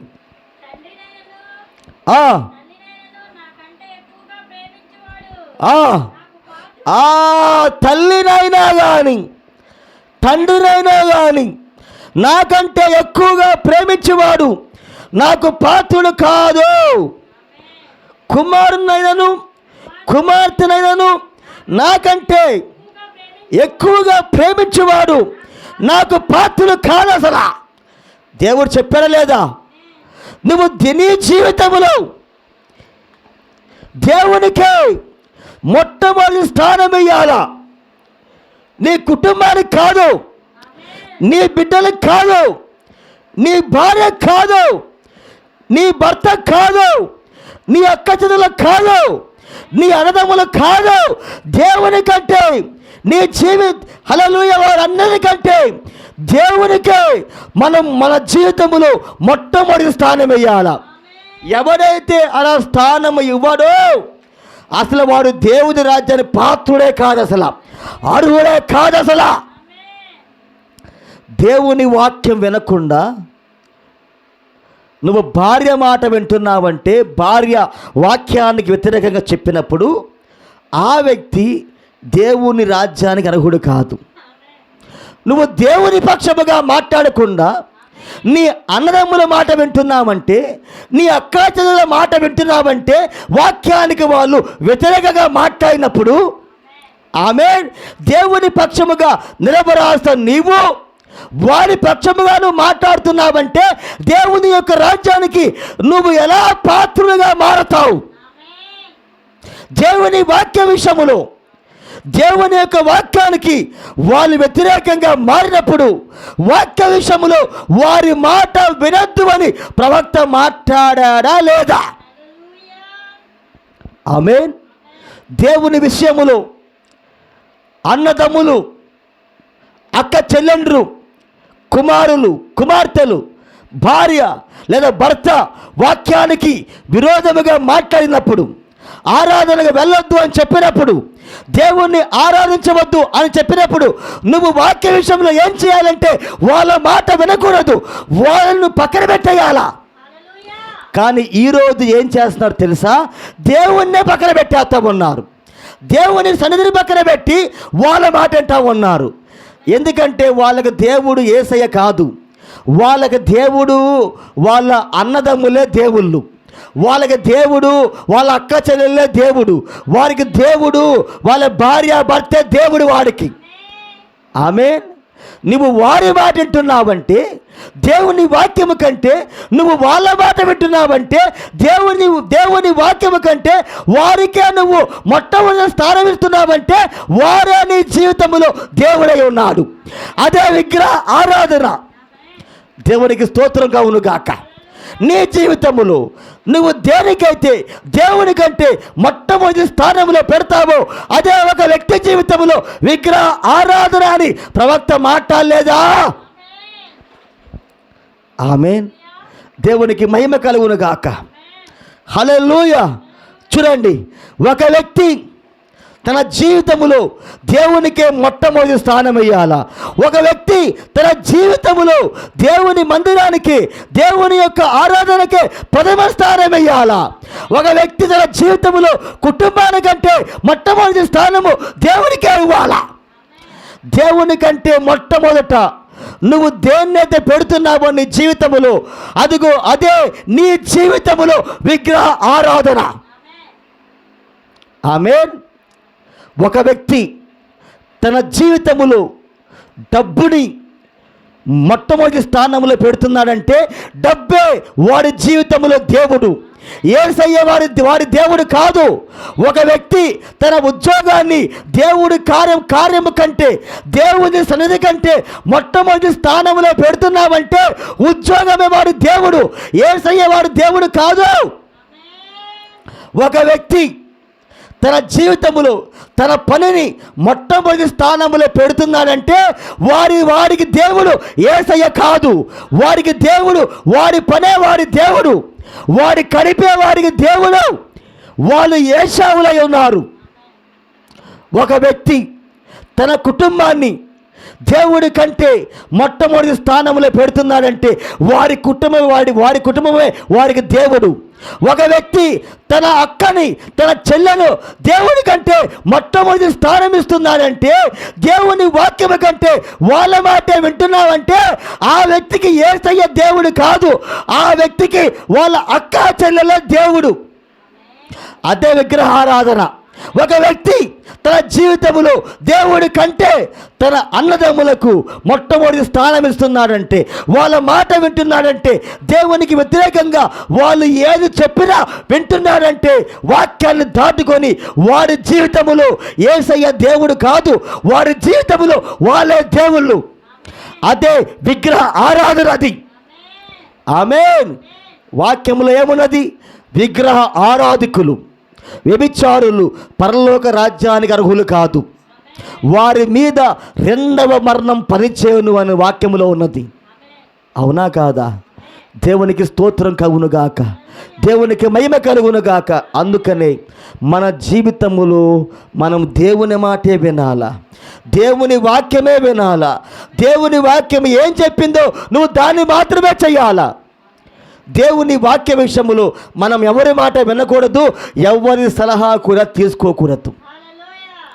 దేవుని వాక్యమే ఒక వ్యక్తిని సరియైన మార్గములో నడిపించేది. అందుకే యేసయ్య ఏమన్నాడు? ప్రతి మనుషుని మాట అబద్ధం, దేవుడు సత్యవంతుడై ఉన్నాడు ఆయన. హల్లెలూయా. దేవునికి మహిమ కలుగునుగాక. చూడండి, తన సిలువను ఎత్తుకొని నన్ను వెంబడించిన వాడు నాకు పాత్రుడు కాదు. దేవునికి స్తోత్రం కలుగునుగాక. నీ సిలువను ఎత్తుకొని నువ్వు దేవుని వాక్యాన్ని మాత్రమే వెంబడించాలా, మానవుల్ని కాదు. నువ్వు దేవుని వైపు మాత్రమే చూడాలి. నువ్వు ఈ గడియ వర్తమానం మాత్రమే చూడాలి. నువ్వు క్రీస్తుని మాత్రమే చూడాలి. ప్రవక్త వర్తమానంలో ఏం చెప్పాడో నువ్వు నేను అది మాత్రమే చూడాలా. అదే యేసు వైపు చూచుట, వాక్యం పట్ల శ్రద్ధ వహించుట, అదే పైకి చూచుట. ఆమేన్. దేవునికి స్తోత్రం కలుగునుగాక, దేవునికి మహిమ కలుగునుగాక. అలాంటి వాళ్ళు దేవుని యొక్క రాజ్యానికి పాత్రులు కాదు. చదువు ముగించి వేస్తా. దాన్ని పోగొట్టుకుంటాడు, కానీ నా నిమిత్తము తన ప్రాణం పోగొట్టుకునేవాడు దాన్ని దక్కించుకుంటాడు. దేవునికి మహిమ కలుగునుగాక. నువ్వు ఆయన కోసము నీ ప్రాణమును పోగొట్టుకుంటే తప్పకుండా ఒక రోజు నువ్వు ఆ ప్రాణమును నువ్వు దక్కించుకుంటావు. ఆమె నీ ప్రాణము నువ్వు కాపాడుకుంటే రేపు ఒకరోజు సచ్చి నరకానికి పోతావు. దేవునికి మహిమ కలుగునుగాక. కాబట్టి మనం యేసు వైపే చూడాలా, క్రీస్తు వైపే చూడాలా. దేవుని కంటే మొట్టమొదటి స్థానములో మనం ఎవరిని ఉంచకూడదు. దేవుని వాక్యం తప్ప మనం ఎవరి మాట వినేందుకు వీలు లేదు. నువ్వు దేవుని కంటే నీ జీవితములో ఎవరికైతే మొట్టమొదటి స్థానం ఇస్తున్నావో వాళ్ళే నీ జీవితములో దేవుడు. అదే విగ్రహ ఆరాధన. విగ్రహ ఆరాధికులు పరలోక రాజ్యానికి అర్హులు కాదు. ఆమేన్. దేవునికి మహిమ కలుగునుగాక. అలాగే మార్కు సువార్త 10వ అధ్యాయము 28 నుంచి చదవండి. 8 నుంచి 10వ అధ్యాయం, మార్కు సువార్త 10వ అధ్యాయము 28 నుంచి. పేతురు, ఇదిగో మేము సమస్తమును విడిచిపెట్టి నిన్ను వెంబడించుతామని ఆయనతో చెప్పసాగాను. ఇప్పుడు క్రీస్తు వైపు చూడాలంటే, నువ్వు క్రీస్తుని వెంబడించాలంటే లోకాన్ని వదిలిపెట్టాలా, లోక ఆచారములు వదిలిపెట్టాలా, దేవుని వాక్యముగా దేవుని వాక్యానికి వ్యతిరేకముగా మాట్లాడే వారిని వదిలిపెట్టాలా. ఆమేన్. అప్పుడే ఒక వ్యక్తి క్రీస్తుని వెంబడించగలడు. శిష్యులు అలాగైనా వదిలిపెట్టారు లేదా? ఆమేన్. చదవండి.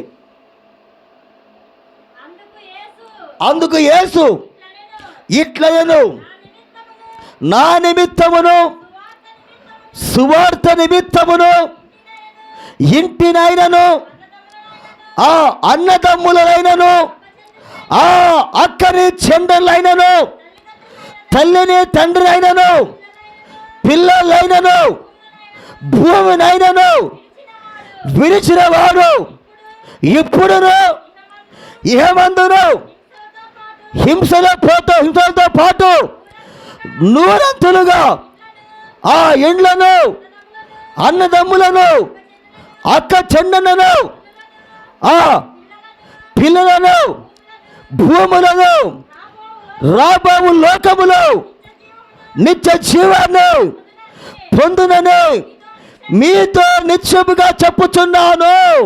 దేవుని వాక్యం కోసము ఆమేన్. ఈ లోకములో ఎవరైతే దేవుని వాక్యానికి వ్యతిరేకంగా మాట్లాడుతూ ఉన్నారు, వాళ్ళు అన్నదమ్ములు కావచ్చు, అక్కచెల్లెలు కావచ్చు, భార్య కావచ్చు, బిడ్డలు కావచ్చు, ఏం చేయాలా? వాక్య విషయంలో వారి మాట వినకూడదు.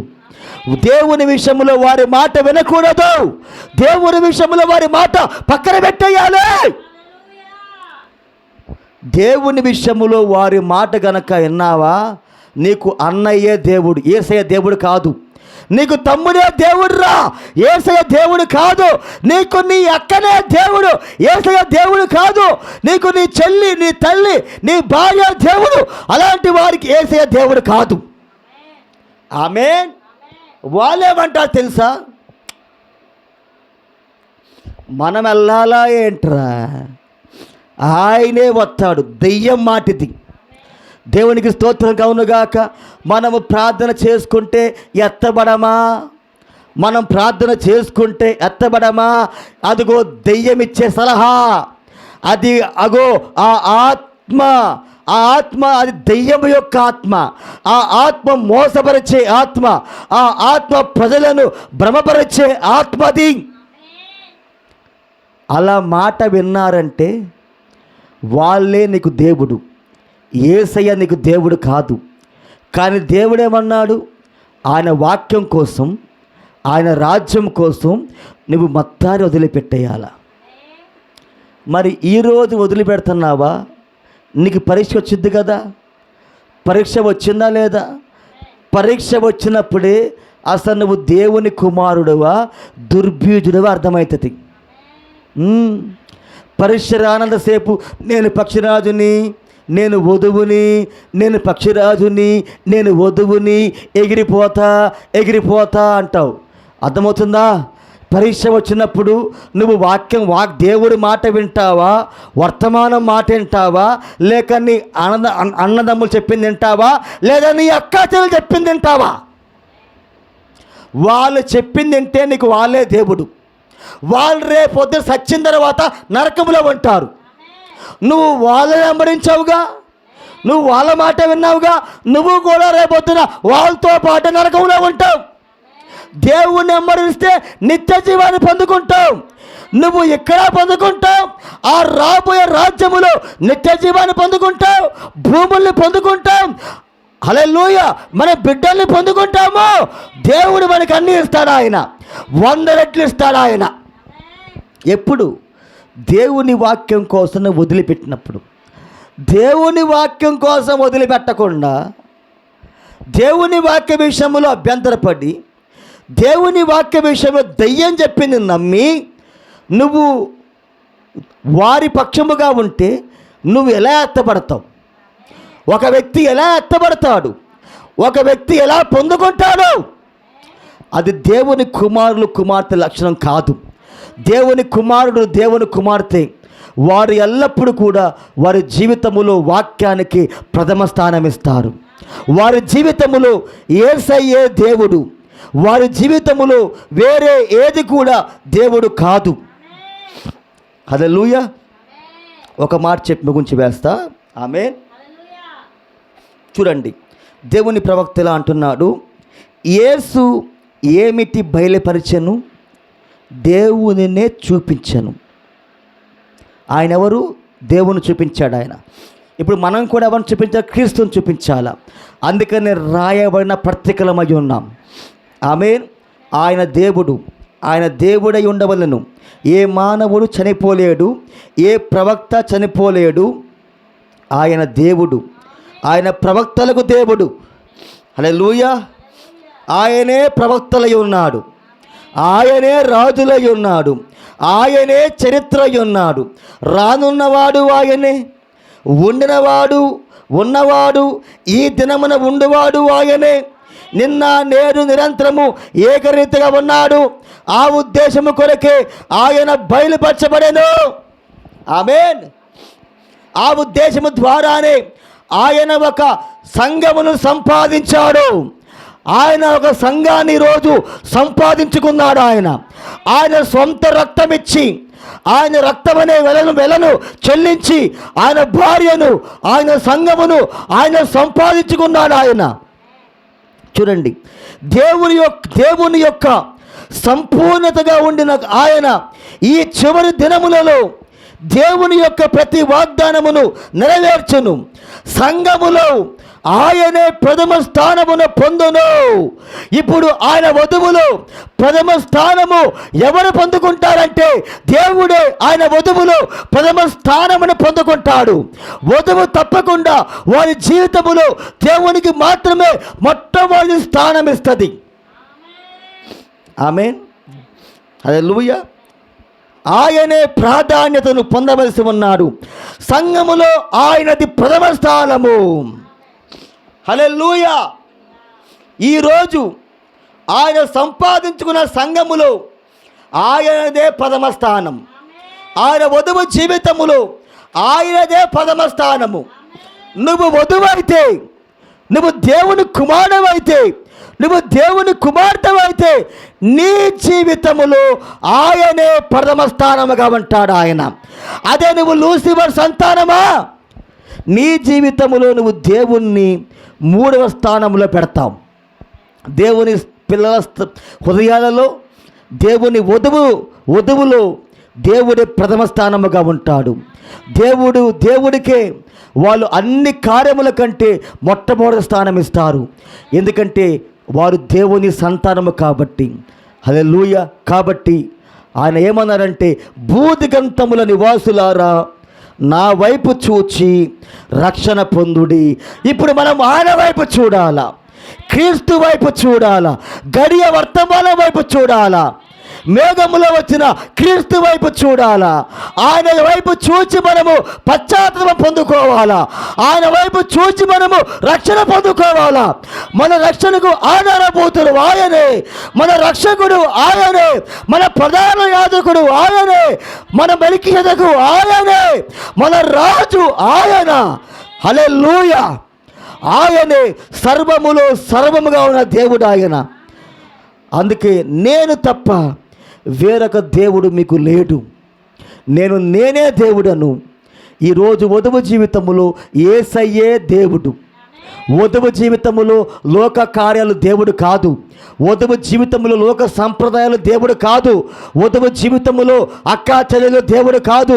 వధువు జీవితములో అన్నదమ్ములు దేవుడు కాదు. వాళ్ళ మాట వినరు. వాక్యానికి వ్యతిరేకముగా ఎవరైనా మాట్లాడినప్పుడు, వాక్య విషయములో నిన్ను ఎవరైనా ఆటంకపరిస్తే వాళ్ళను పక్కన పెట్టేయాలా, వాళ్ళను వదిలిపెట్టేయాలా. దయ్యంతో కనుక నువ్వు ఉన్నావంటే సచ్చిన తర్వాత నరకానికే పోతుంది దయ్యంతా. అప్పుడు అంటారు వాళ్ళు, నన్నేం చేయమంటావు, నేనేమైనా చెప్పానారా నా మాట వినమని, నేనేమైనా చెప్పానారా నా మాట వినమని అంటారు. ప్లేట్ తిప్పేస్తారు, ప్లేట్ ఇలా తిప్పేస్తారు.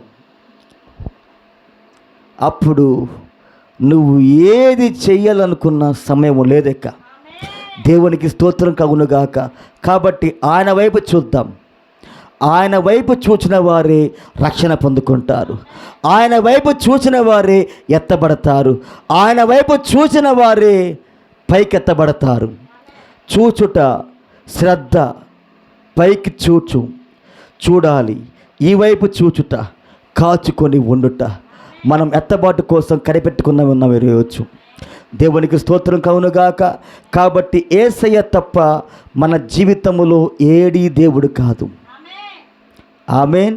మన జీవితంలో వాక్యానికే ప్రథమ స్థానం ఇద్దాం. అప్పుడు దేవుడు మనల్ని ఆయన తలగా ఉంచుతాడు, ఆయన తోకగా ఉంచే దేవుడు కాదు ఆయన. హల్లెలూయా. ఇంటి వాళ్ళు వ్యతిరేకమైన, ఎవరు వ్యతిరేకమైన వాక్యముతో నిలబడండి, దేవుడు మీ పక్షముగా నిలబడతాడు. దేవునికి స్తోత్రం కవునుగాక. ఒకరోజు దేవుడే తీర్పు తీరుస్తాడు వాళ్ళకి. హల్లెలూయా. మనుషుడు ఏదైతే విత్తాడో దాన్నే కోసుకుంటాడు. మోసపోకుడి, దేవుడు వెక్కిరించబడడు. నువ్వు ఏదైతే విత్తావో దాన్నే కోసుకుంటావు. దేవునికి స్తోత్రం కవునుగాక. మన జీవితంలో దేవునికి ప్రథమ స్థానం ఇద్దాం. మన జీవితంలో దేవుని కార్యములకు, దేవుని ఆరాధనకే ప్రథమ స్థానం ఇవ్వాలి. అందుకే దేవుడు మనల్ని సృష్టించాడు ఆయన. అందుకే మనల్ని దేవుడు చివరి కాలములో ఈ లోకానికి పంపించాడు ఆయన. అదే ముఖ్యమైన ఉద్దేశము. ఇప్పుడు వధువులో ఆయనే ప్రథమ స్థానముగా ఉండాలి. వధువులో ఆయనే ప్రథమ స్థానముగా ఉంటాడని ప్రవక్త బోధించాడు. నువ్వు వధువు అయితే ఆయన నీ జీవితములో ఆయనే ప్రథమ స్థానం. నువ్వు వధువు కాదా, నీ జీవితంలో ఆయన ఉండడు. నువ్వు ఆయన మాట వినవు. ఆయన మాట పక్కన పెట్టి మిగతా వాళ్ళందరి మాట వింటావు. హల్లెలూయా. ఆయన వైపు చూడు, వర్తమానం వైపు చూడు, వాక్యం వైపు చూడు. అప్పుడే ఒక వ్యక్తి రక్షించబడతాడు. దేవునికి మహిమ కలుగునుగాక. దేవునికి స్తోత్రం కలుగునుగాక. దేవుని చిత్తమైతే వచ్చేవారని చూద్దాం. హల్లెలూయా. దేవుడి వాక్యము దీవించునుగాక. తల వంచుని ప్రార్థన చేసుకుందాం. మమ్మల్ని మిక్కిలుగా ప్రేమించిన మా ప్రియ పరలోకపు తండ్రి యేసయ్య, ఈ ఉదయకాల సమయములో మరొకసారి మీకు లెక్కలేని వందనములు, స్తుతులు, స్తోత్రములు ప్రభువా. ఎంతవరకు నీవే మాతో మాట్లాడావు తండ్రి. నీ వైపే మేము చూడాలి. నీవే రక్షకుడవై ఉన్నావు ప్రభువా. మా జీవితంలో నీవు తప్ప వేరొకటి ఉండకూడదు ప్రభువా. మా జీవితంలో నీ వాక్యానికి తప్ప మేము వేటికైతే మొట్టమొదటి స్థానం ఇస్తామో అదే మా జీవితంలో విగ్రహ ఆరాధనని, అదే మా దేవుడని మా ప్రవక్త అన్నాడు. అయ్యా, నీవే మా దేవుడవు, నీవే మా కోసం రక్తము కాచావు ప్రభువా. మేము నీవైపే చూచదము గాక, నీ వాక్యం పట్లే మేము శ్రద్ధ కలిగి జీవించదము గాక. మాకు ఎంతమంది వ్యతిరేకమైన, లోకమంతా వ్యతిరేకమైన నీ వాక్యపక్షముగా నిలబడే ధైర్యమును, ఆ కృపను మాకు దయచేయమని ప్రార్థిస్తున్నాము. ఈ ఉదయకాల సమయములో ఈ వాక్యమును దీవించండి, ఆశీర్వదించండి. వచ్చిన ప్రతి ఒక్కరిని కూడా మీరు దీవించండి ప్రభువా. ఇంకా నీ వాక్యం యొక్క లోతును మాకు తెరవమని ప్రార్థిస్తున్నాము. మా జీవితంలో నీకే ప్రథమ స్థానం ఇచ్చే విధముగా మా పట్ల కృప చూపించమని, సహాయం చేయమని యేసుక్రీస్తు నామములో ప్రార్థించి అడిగి వేడుకొంచున్నాము. ఆమేన్. ఆమేన్. God bless you.